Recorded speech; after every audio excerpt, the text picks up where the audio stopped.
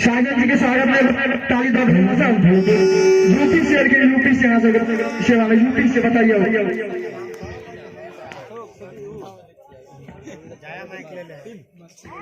Hello hello क्या ठीक है हाँ आई भैया हम भोजपुरी गायक साजन सिंह रउआ सबके बीच में दोनों हाथ जोड़ के आशीर्वाद के कामना करत नहीं।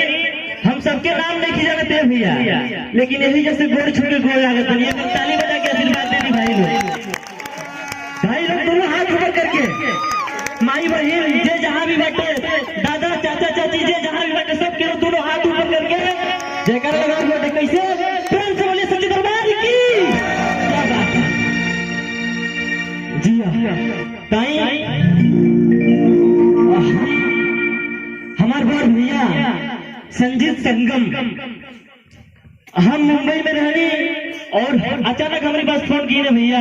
हमारे घर यूपी डिस्ट्रिक्ट बहराइच जिला ओजा से चल के आयल बनी भैया जी। हमारे फोन कहने की साजन भैया आपके आवे के बाटे, तो हम ये हमार बड़ भैया इनके से हम बहुत कुछ सीखनी।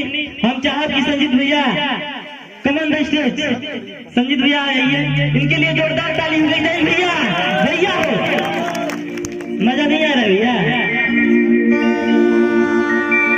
और हमारे बड़ भैया आदित्य राज यूपी से, हमने के दोनों भाई आज बन जा और इनके खातिर भाई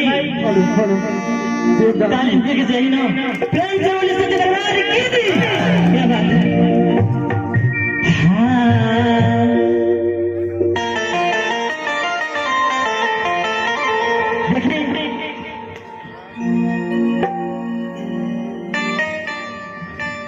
देखो शेर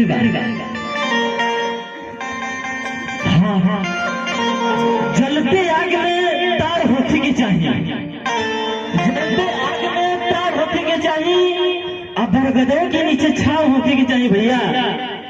गावे के तो सभी लोग गावेला, लेकिन कलाकार के अंदर एगो भाव होती की चाहिए। कैसे भैया?